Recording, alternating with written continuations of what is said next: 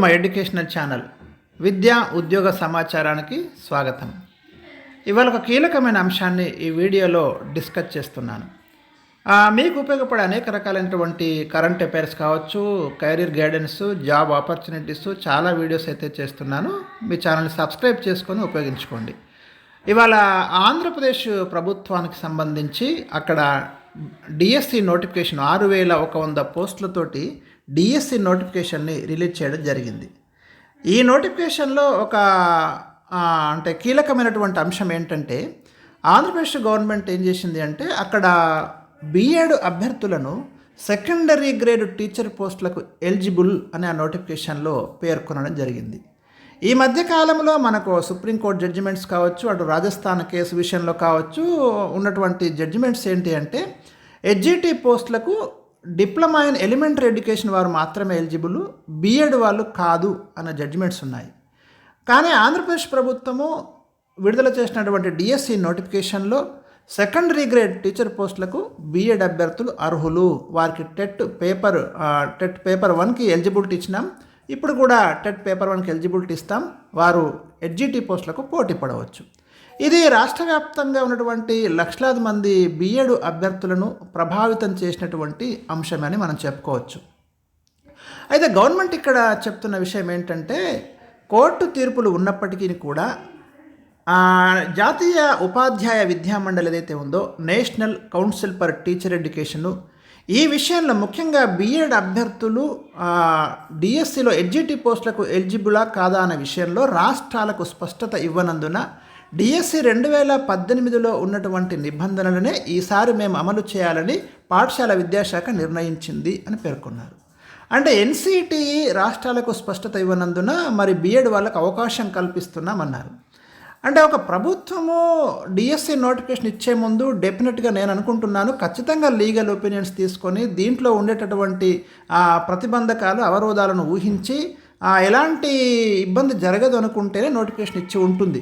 భవిష్యత్తులో మరి ఏమైనా లీగల్ ఇష్యూస్ వచ్చినా కూడా ప్రభుత్వం దగ్గర సమాధానము ఉండే ఉంటుంది. అయితే ఇక్కడ గమనించాల్సింది ఏంటంటే, ఇక్కడ తెలంగాణలో కూడా మెగా డిఎస్సి మరి త్వరలో డిఎస్సి నోటిఫికేషన్ రిలీజ్ చేస్తామని ముఖ్యమంత్రి ముఖ్యంగా విద్యాశాఖకు సంబంధించిన రివ్యూలో చెప్పడం జరిగింది. దానికి సంబంధించిన కసరత్తు దాదాపుగా పూర్తవుతున్నది. త్వరలోనే డిఎస్సి నోటిఫికేషన్ కూడా డెఫినెట్గా ఇక్కడ రిలీజ్ అవుతుంది. మరి ఇక్కడ తెలంగాణలో విడుదల చేసే డిఎస్సి నోటిఫికేషన్లో కూడా బిఎడ్ అభ్యర్థులకు హెచ్జిటి పోస్టులకు ఎలిజిబిలిటీ ఇస్తారా అనేది ఇవాళ తెలంగాణలో ఉన్నటువంటి అనేక మంది బిఎడ్ అభ్యర్థుల మధ్యలో ఉన్నటువంటి ఒక ప్రశ్న. ఎందుకు అంటే, ఆంధ్రప్రదేశ్లో ఇచ్చారు కదా, ఆ రాష్ట్రంలో లేనటువంటి ఇబ్బంది తెలంగాణలో ఎందుకు వస్తుంది అనేది రేపు డెఫినెట్గా ఒక ప్రశ్న ప్రభుత్వం దృష్టికి మరి వెళ్ళే అవకాశాలు ఉంటాయి. ప్రభుత్వానికి రిప్రజెంటేషన్ కూడా బిఎడ్ వాళ్ళు ఇచ్చే అవకాశాలు కూడా ఉంటాయి ఇక్కడ. అలాంటప్పుడు ప్రభుత్వము ఖచ్చితంగా ఈ విషయంలో, ఎందుకంటే ఇది లక్షలాది మంది బిఎడ్ అభ్యర్థులను ప్రభావితం చేసేటటువంటి నిర్ణయం కాబట్టి ప్రభుత్వము ఇందులో ఉన్నటువంటి లీగల్ ఒపీనియన్, దీంట్లో ఉన్నటువంటి సాధక బాధకాలు మరి అక్కడ ఇచ్చినప్పుడు తెలంగాణలో కూడా ఇవ్వచ్చా అనే విషయంలో సుదీర్ఘమైన ఒక కంప్లీట్ స్టడీ చేసి నోటిఫికేషన్లో నిబంధన పొందుపరిచే అవకాశం లేకపోలేదు, బిఎడ్ వాళ్ళు హెచ్జిటికి అర్హులే అని.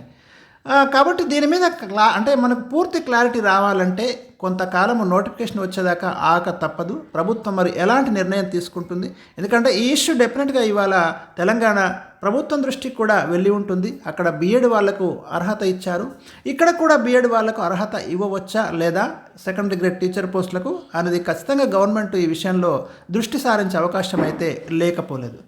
కాబట్టి తెలంగాణలో ఉన్నటువంటి బిఎడ్ అభ్యర్థులు మరి హెచ్జిటి పోస్టులకు అవకాశం ఇస్తారా ఇవ్వరా అనేది కొద్ది కాలం వరకు అయితే వెయిట్ చేయండి. ఈలోపు మీరు మీ ప్రిపరేషన్కి సంబంధించి అటు హెచ్జిటిలో ఇటు స్కూల్ అసిస్టెంట్లో కామన్గా ఉన్నటువంటి అంశాల మీద బాగా ఫోకస్ చేయండి. ఒకవేళ తెలంగాణ గవర్నమెంట్ ఏదైనా నిర్ణయం తీసుకొని దీనివల్ల ఎలాంటి ఇబ్బందులు రావు, భవిష్యత్తులో రిక్రూట్మెంట్ మీద దీని ప్రభావం ఉండదు వీళ్ళకి అవకాశం ఇవ్వడం వల్ల అనుకుంటే కనుక ఖచ్చితంగా అర్హత ఇచ్చే అవకాశాలు ఉన్నాయి.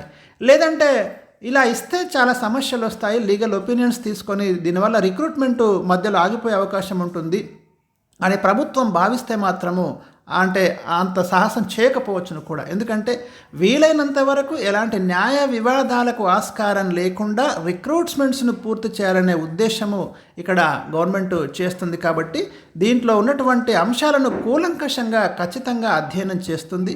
అక్కడ ఆంధ్రప్రదేశ్ ప్రభుత్వం కూడా డెఫినెట్గా లీగల్ ఒపీనియన్ తీసుకొని నోటిఫికేషన్ ఇచ్చి ఉంటుంది.